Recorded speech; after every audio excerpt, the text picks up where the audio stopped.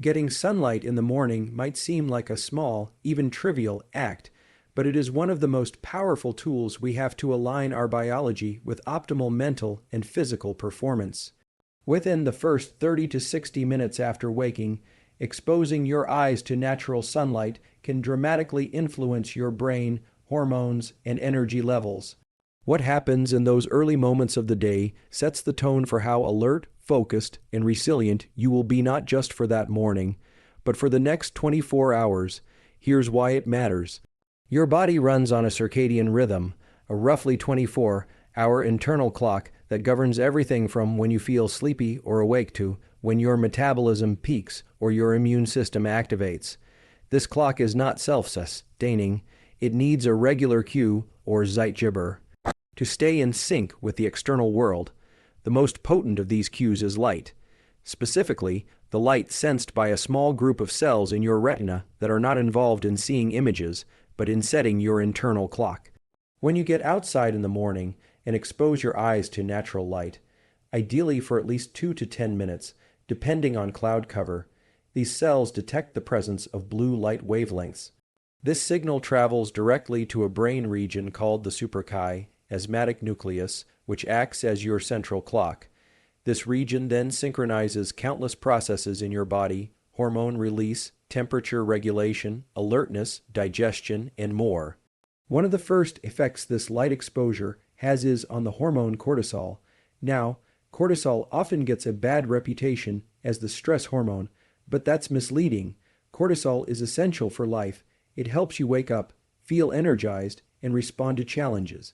The problem arises when cortisol levels stay elevated at the wrong times, like late at night. But in the morning, a healthy spike in cortisol is exactly what you want. Morning light triggers a controlled release of cortisol that promotes wakefulness, supports metabolism, and helps balance your immune system.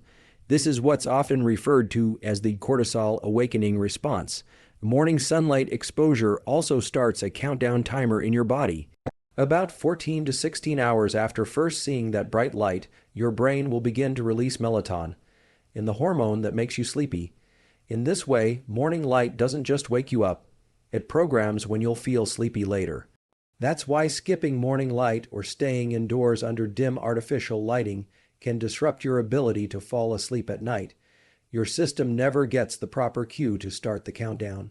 The contrast between bright light in the morning and darkness at night is what reinforces the amplitude of your circadian rhythm. A strong rhythm means you feel fully awake during the day and deeply asleep at night. A flat rhythm, one without strong peaks and valleys, leads to fatigue, brain fog, and even increased risk for anxiety and depression. It's worth noting that indoor lighting is not a substitute. Indoor light typically ranges from 100 to 500 lux, depending on the bulb and location.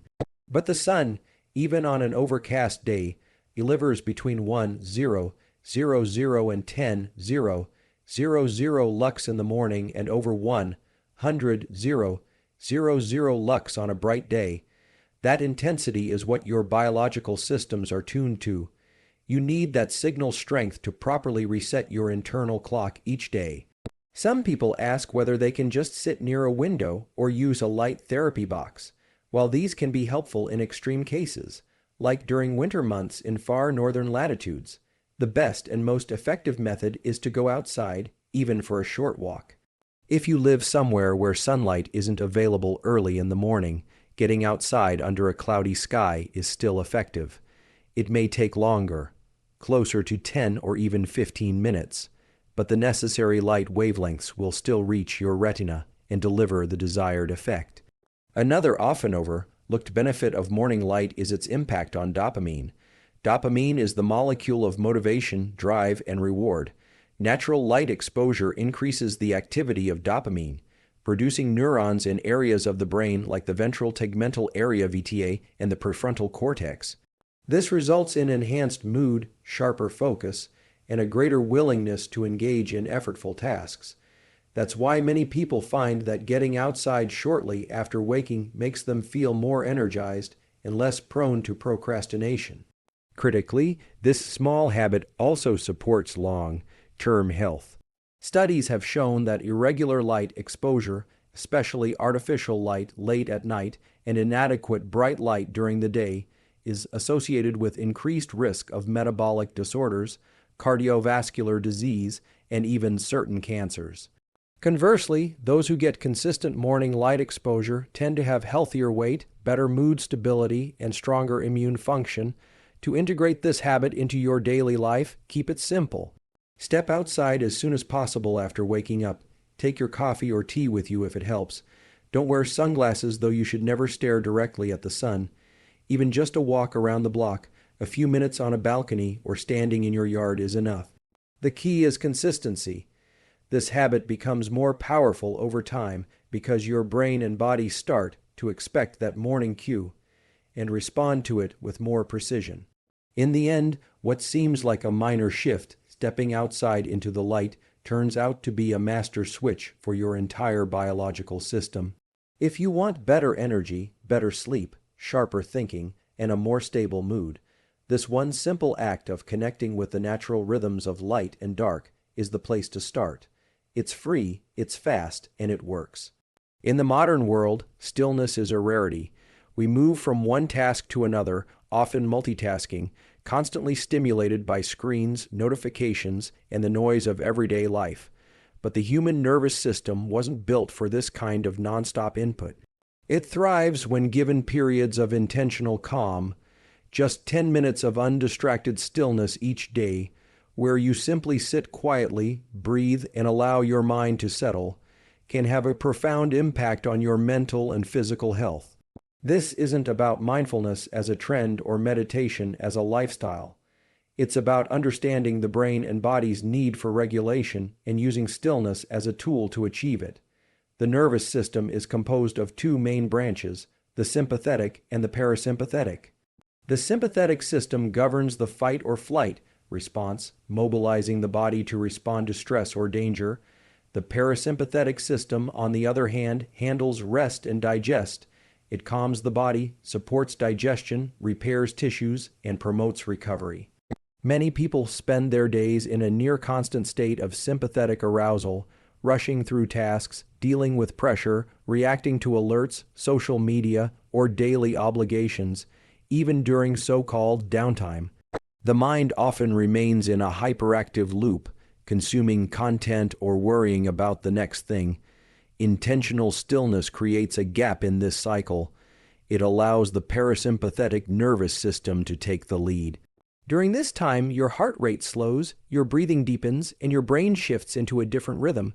The benefits of this shift are broad and measurable. Levels of stress hormones like cortisol and adrenaline begin to drop. Inflammatory markers in the body decrease, focus, clarity, and emotional regulation improve. Even just a few minutes of quiet breathing can activate the vagus nerve, a key component of the parasympathetic system, leading to a sense of calm and groundedness. Importantly, this stillness doesn't have to be formal meditation. It doesn't require special equipment or a particular belief system. It's not about clearing your mind or reaching some enlightened state. It's simply about stopping the constant input and giving your brain space to breathe. You might sit on a chair, on the floor, or outside in nature. Your eyes can be open or closed. You might focus on your breath, or just let your thoughts come and go without reacting to them. The key is the intention to pause. Scientific studies show that this kind of regular, intentional stillness alters brain structure and function. Areas like the prefrontal cortex, the part of the brain responsible for decision making, impulse control, and focus, become more active and better connected. Meanwhile, activity in the amygdala, which plays a central role in processing fear and anxiety, tends to decrease over time. These changes don't take years to appear. They can begin with just a few weeks of daily practice, often with as little as 10 minutes per day. Stillness also improves interoception, which is the ability to sense your internal state. When you slow down and pay attention without distractions, you become more aware of signals like hunger, fatigue, or emotional shifts. This awareness gives you the power to respond consciously instead of reacting impulsively. You notice when you're becoming overwhelmed and can take action to regulate. You realize when you need rest instead of more caffeine or noise. It's a quiet kind of self-mastery that grows each time you give yourself space to listen inward. For people who deal with chronic stress, anxiety, or even burnout, this habit can be especially transformative. When the stress system is always on, the body becomes inflamed, the brain becomes foggy, and the immune system starts to break down. Stillness acts as a reset button. It doesn't erase the challenges of life, but it helps you face them with more clarity and less reactivity. Over time, your baseline level of calm increases. You don't get pulled into every storm. You develop what's called stress resilience, not avoiding stress, but recovering from it more quickly. Even productivity improves when stillness is a regular part of the day. It may seem counterintuitive, but stepping away from constant action helps your brain process and organize information. During quiet, unfocused moments, the brain's default mode network becomes active. This network is responsible for creativity, memory consolidation, and insight. Some of your best ideas arise not when you're grinding through tasks, but when you've paused long enough for your mind to wander and connect dots in the background. Making time for stillness is surprisingly simple, but it does require intention. Set aside 10 minutes each day with no goals beyond being still. Turn off notifications. Let people know you're taking a brief reset. Don't worry about doing it right. Just show up consistently. If your mind races, that's okay. What matters is that you're creating space. Over time, your brain will begin to associate that stillness with safety, recovery, and clarity. This small daily practice is like pressing the brakes in a fast-moving car. It allows you to slow down just enough to regain control, see the road ahead more clearly, and steer your life with more purpose and less panic. You don't need to escape the world to feel calm. You just need 10 minutes of silence to remember that you're in charge of how you respond to it. By building this habit into your routine, you train your brain to function from a place of calm rather than chaos. And from that calmness comes clarity, control, and the quiet confidence that you can handle whatever the day brings.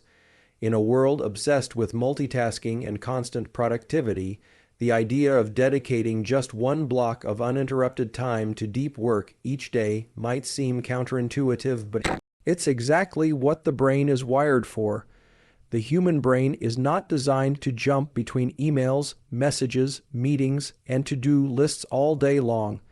Instead, it thrives when it can focus intensely on one cognitively demanding task for a sustained period. This is where the concept of a peak focus block comes in, one session of 60 to 90 minutes where all distractions are eliminated and your energy is directed toward the task that truly matters. During such a block, you're working in harmony with your brain's natural rhythms known as ultradian cycles. These cycles, typically lasting around 90 minutes, represent peaks in alertness and cognitive capacity, followed by troughs where rest is needed. If you learn to ride the wave of this peak, you can accomplish what might otherwise take hours of fragmented, distracted work. The key is not working longer, but working smarter, maximizing that single hyper-performance window to do your most meaningful or challenging work. When you begin your day with clarity about what task demands your deepest focus, and you create a protected time window for it, you are setting a neurological precedent. You are telling your brain that this time is sacred. That one task is not optional. Over time, your brain begins to anticipate that window. It starts preparing itself mentally and energetically, and that sense of clarity becomes easier to access. To make the most of a focus block, eliminate digital distractions. Turn off notifications, close extra browser tabs, and ideally put your phone in another room. Even the mere presence of a phone on your desk can reduce cognitive performance because part of your brain remains unconsciously alert to the possibility of interruption. The prefrontal cortex, the area responsible for attention, planning, and executive function, is a limited resource. Once it's fragmented, it's difficult to regain full capacity. The first 5 to 10 minutes of a deep work session may feel uncomfortable.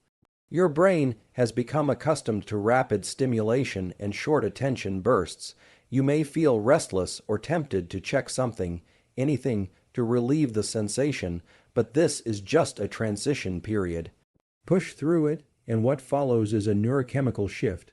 Levels of dopamine and norepinephrine rise, helping you enter a state of concentration known as task bracketing.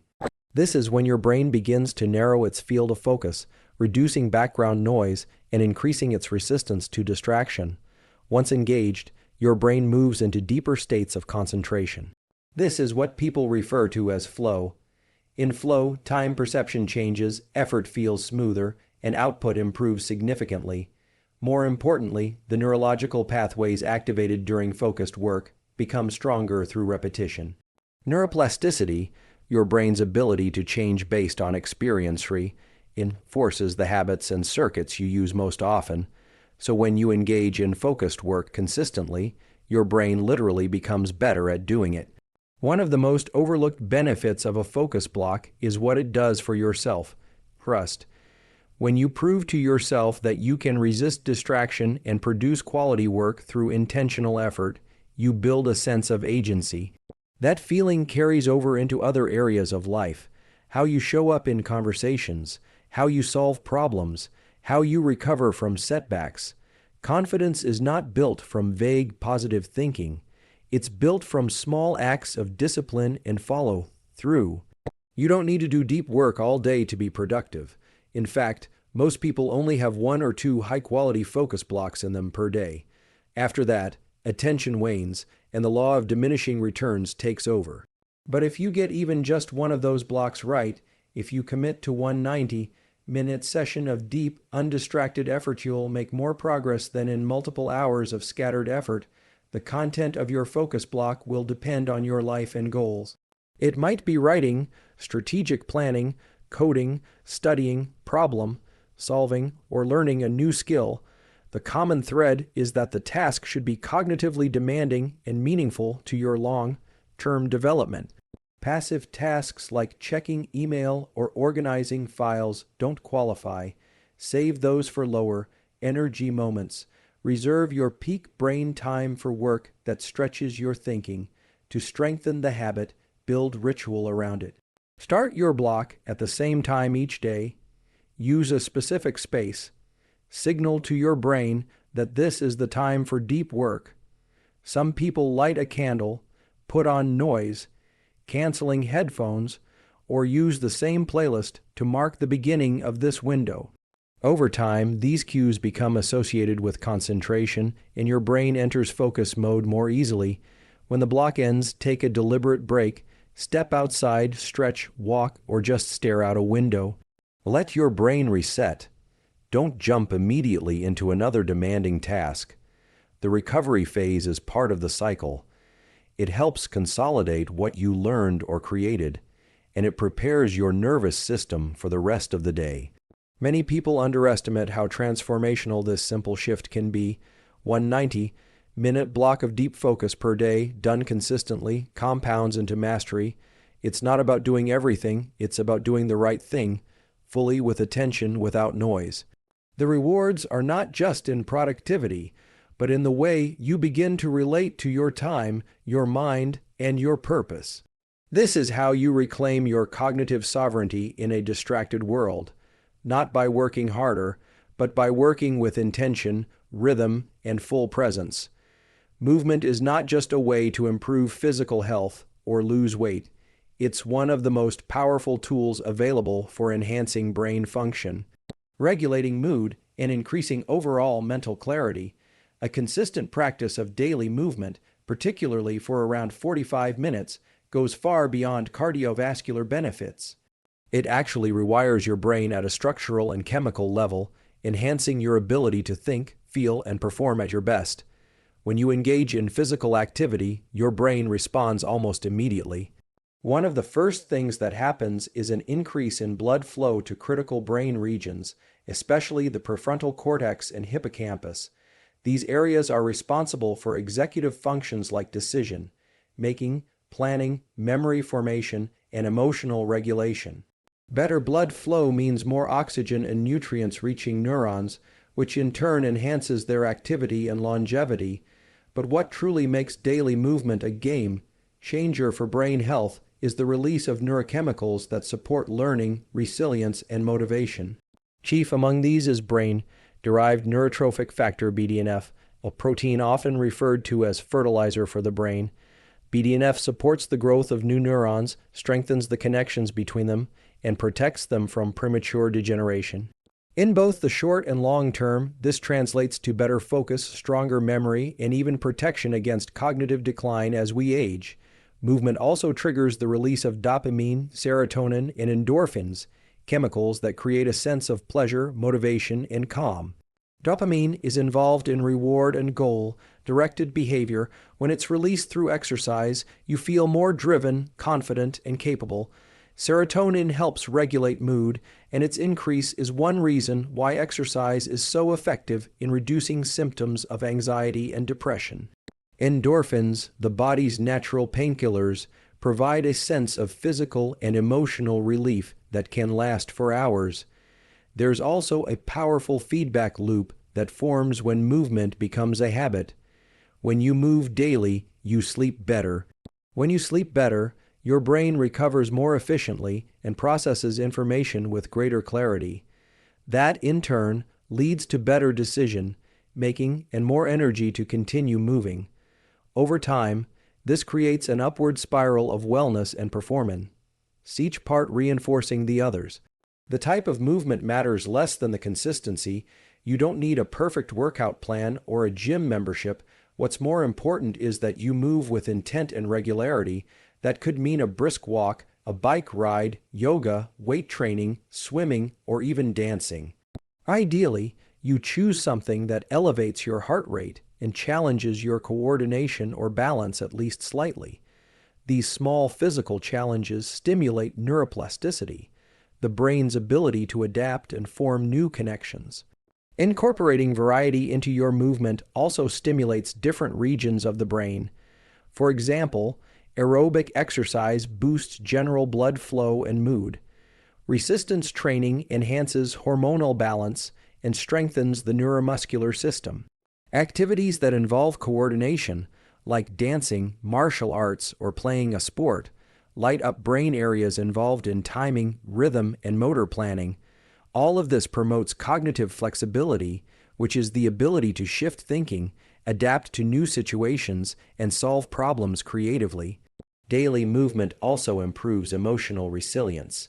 When you exercise, your body goes through a controlled form of stress. Your heart rate rises, your breathing deepens, your muscles work harder. But because this stress is self-imposed and temporary, it trains your brain to handle other types of stress more effectively. In other words, physical exertion makes you mentally tougher.